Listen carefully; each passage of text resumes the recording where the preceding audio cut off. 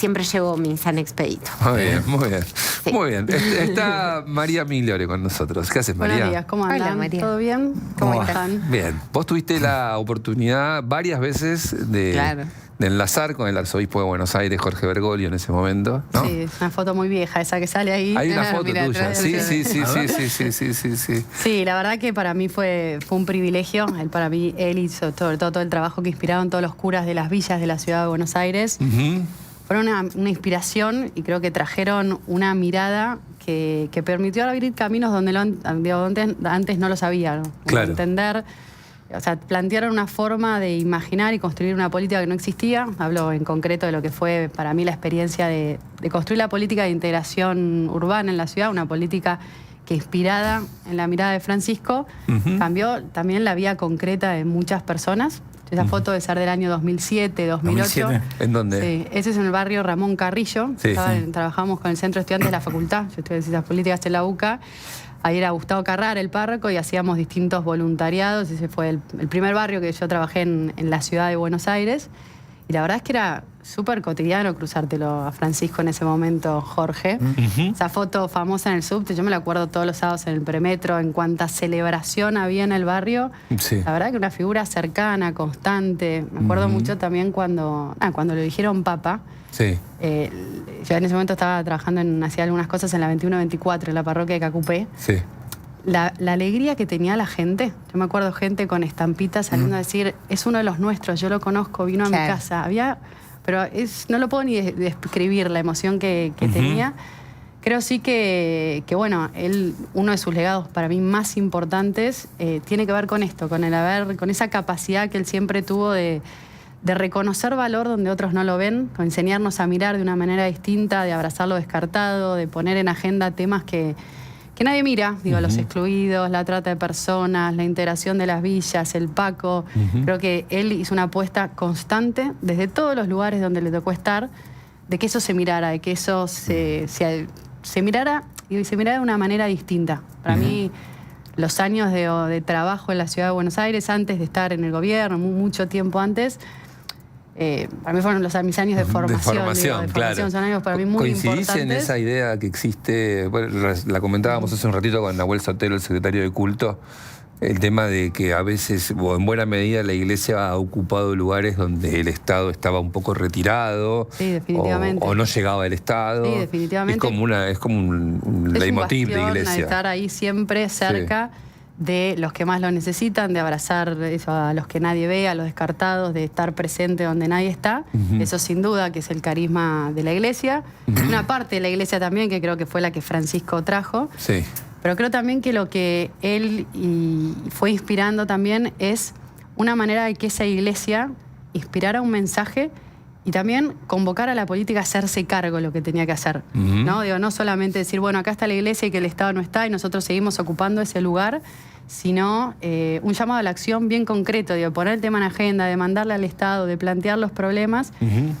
Y traigo la experiencia de lo que fue la política de integración sociourbana, porque tiene mucho de la mirada de él y del planteo que ellos fueron haciendo. Yo no sé si ustedes se acuerdan, pero más o menos desde el año 2007, el grupo de curas que vivían en las villas, que eso fue algo que él impulsó, él de hecho armó una vicaría en la ciudad de Buenos Aires para darle como más rango.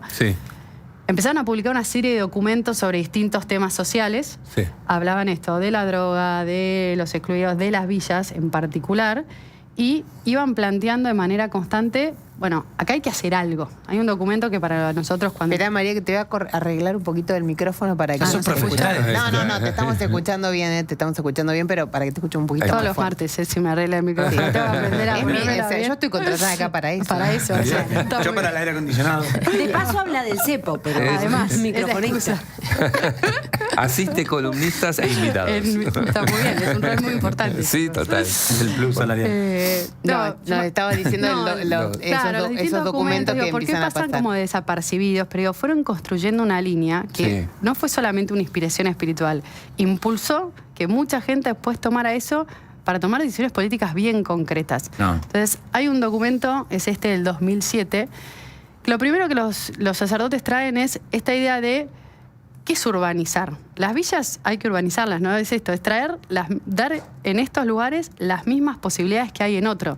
Algo que parece de sentido común y básico, pero que en la Argentina tuvo mucha discusión. Ellos lo que empezaron a plantear fue, bueno, acá hay que nivelar el punto de partida. ¿Por qué? Si vos nacés en un lugar como la 21-24, tenés una trayectoria de vida tan distinta a si naciste en Belgrano. Digo, no estamos hablando de nada más sofisticado de que haya escuelas, tener agua caliente, una conexión eléctrica segura, buenos desagües. Entonces, ellos primero empiezan a poner en agenda esto, que esto parece una pavada, pero en la historia de la ciudad, las villas se habían mirado como lugares que había que desalojar, que sacar, que estar. Entonces ellos empiezan a plantear, ellos y muchos otros actores sociales, universidades, organizaciones sociales, bueno, acá hay que este problema hay que ocuparse. Y no se quedan en esta idea de urbanizar, sino que dan un paso más y empiezan a plantear esta idea de la integración sociourbana, que parece una pavada semántica, pero cambia mucho cómo se abordó el problema. Yo creo que en la política, como en la vida, como vos mirás un problema, se define un camino para solucionarlo. Entonces, ellos lo que empezaron a plantear es que en esta idea de integración había un valor por reconocer en estos lugares. Que había muchos problemas y que el Estado que se tenía que ocupar, definitivamente sí. Pero también empezaron a decir que en estos lugares había mucho valor, que había historias de personas que valían la pena, que había comunidades que habían sostenido luchas durante muchísimo tiempo, que había ciertas culturas que había que escuchar y sobre todo que había que hacer a los vecinos protagonistas de las transformaciones, no venir desde afuera y decir ahora acá va a pasar esto, esto y esto, sino más bien hacer como una alianza con ellos y empezar a trabajar esto. Este paradigma de intervención fue en gran parte lo que nos inspiró a nosotros cuando estuvimos en el gobierno, empezar a trabajar en las villas de la ciudad. Digo, ese fue el corazón.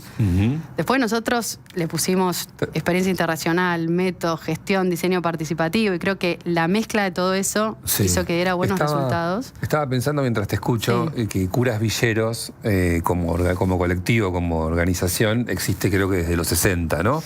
Que tuvieron como referente a Carlos Mujica, Richard Delino Barrio 1114, hay toda una de liberación, la opción por los pobres y todas esas historias.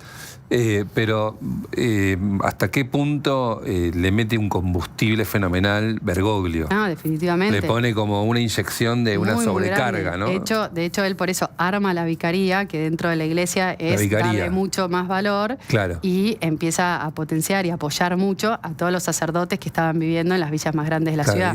El barrio Mujica, el 1114, la 2124, todos esos lugares. Entonces, quiero traer en valor esto porque me parece que él fue también, con esta mirada líder espiritual, inspiró a mucha gente a trabajar de una manera concreta. Creo que esta mirada también en la Argentina en los últimos años fue muy discutida. Digo, muchas veces cuando nosotros planteábamos o se quedó solo en el asistencialismo, en lugar de decir, pará, hay una cosa mucho más, o también igual de importante, que es urbanizar. Y por eso, yo creo que es fundamental. Es fundamental, bueno, pero porque quiebra lo estructural. Implica más trabajo, más tiempo, más dedicación, más guita. Sí, definitivamente más fácil que el bolsón que una urbanización. Eso una discusión social. Total. Sí, pero creo que lo revolucionario de él fue poner el acento en la mirada. En estos lugares hay valor, mírenlos, entiéndanlos, escuchen antes de empezar a tomar decisiones de qué hacer. Y de nuevo, muchas veces se discutía, bueno, si vos haces eso, son pobristas, quieren perpetuar la pobreza. No, nada que ver con eso, sino que al contrario. Y creo que el tiempo fue mostrando también que en los lugares donde más se pudo respetar esta mirada, fueron mejores los resultados. Fueron bien concretos, transformaron y se fueron construyendo procesos invisibles, pero que son los que hoy sostienen también muchas dinámicas en esos lugares. Una idea verdaderamente virtuosa de integración, absolutamente, ¿no? Y de nivelación de cancha. Porque... Nivelar para arriba. Yo me acuerdo que siempre era así, hay muchas... Acá hay que nivelar el punto de partida. Y tenías conversaciones, por ejemplo, y bueno... Sé que tenés tu columna armada, pero no puedo dejar, a propósito de lo que traes, tengo un interés también entendiendo tu rol en la gestión pública, por si tenías conversaciones referentes a, por ejemplo, los planes sociales, las políticas sí más meramente asistencialistas. Mira, yo con él de esos temas de manera tan directa no hablé. Yo sí me acuerdo, yo lo fui a ver a Roma en 2022. Para mí fue un encuentro súper importante, muy lindo además, porque la verdad que de alguna manera ir a ver a uno de los maestros que había inspirado todo esto, tuvimos una charla larga, súper tranquilo. Me acuerdo que le conté de todos los procesos que veníamos hablando y en ese momento también estábamos pensando distintas cosas para la Argentina, le conté todo, me acuerdo que yo había llevado mapas, fotos, un montón de cosas para mostrarle y él me preguntaba por lugar, viste que una persona sigue acordándose, me preguntaba, y acá que estaba este basural, y acá qué pasó, y me preguntaba por personas como bien concretas también. Y me acuerdo de esa charla que me dijo algo muy lindo, que fue, traten de seguir con este trabajo y no te olvides nunca de tender puentes. O sea, esta política tiene que ser un símbolo de paz. O sea, la Argentina necesita que podamos construir eso. Y eso es algo que yo me lo llevé muy en detalle, me pareció como un... Vivido. Muy vivido, muy necesario para la política argentina, ¿no? Y él, me acuerdo, también me decía, te van a putear de todos lados, pero animate a sostener eso, hay que poder construir tendiendo puentes y eso es lo que al final transforma. Entonces, en detalle de lo de los planes, Caro, no, la verdad que yo no tuve la oportunidad de hablarlo con él, sí lo hablé un montón de veces con los distintos sacerdotes que formaban parte del equipo de los curas villeros, sí, un montón de veces, y ellos siempre tuvieron una mirada muy en esta línea, muy de... que había que tratar de transformar, que si los planes podían ser diseñados de otra manera y llevados adelante de otro lugar, estaban 100% a favor. Sí, siempre le pidieron a la política una mirada superadora. Era bueno. Es decir, los planes le hacen frente a la urgencia, pero necesitamos que es necesario una manera... hacerle frente a la urgencia, pero es necesario construir dignidad. Absolutamente. Para decirlo y construir además simple. de dignidad un futuro posible, que es lo que muchas veces en estos lugares no se vive como algo presente. O sea, cuando vos trabajabas en el territorio, ¿cómo lidiabas o cómo lidiaban juntos con ese sector dentro de ese barrio que dice, vos acá no entrás, vos no urbanizás? Me acuerdo una vez haciendo un móvil para la radio en una villa en Parque Patricios. Y me acuerdo... Valeta, Arcío. No me Puede ser acuerdo un poco cuál para era. atrás, sí. O sea, era todos los días una distinta. Y me acuerdo que un montón de familias me decían eso, me decían, no quieren urbanizar acá adentro. Y esa negociación de Estado, lo que hay ahí adentro, ¿cómo era? Mira, depende de los barrios, se fue dando de distintas maneras. Sin duda que no fueron negociaciones fáciles.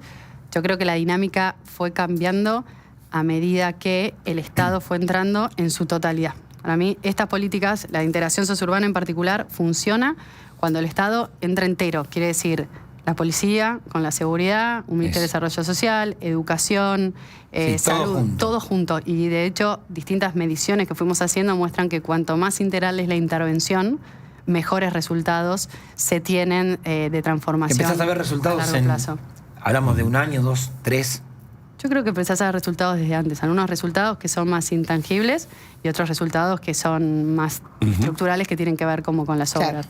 Pero de distintas maneras. Te noto como, si me permitís, entre el relato y la emoción que te invade, porque se te nota que tuviste un punto de contacto. Sí, muy crucial. grande, muy grande. Como decía yo, Francisco, a mí transformó mi mirada, la manera de hacer política. Claro. Y de alguna manera para mí él es la inspiración también de que la política tiene sentido, que cuando la política está bien implementada es capaz de transformar la vida concreta de un montón de personas. Y él siempre nos decía que este mundo puede y tiene que ser transformado y yo no me resigno, sigo creciendo siempre en eso. Entonces, ver el legado, el camino recorrido, las cosas que se fueron alcanzando, las que faltan también.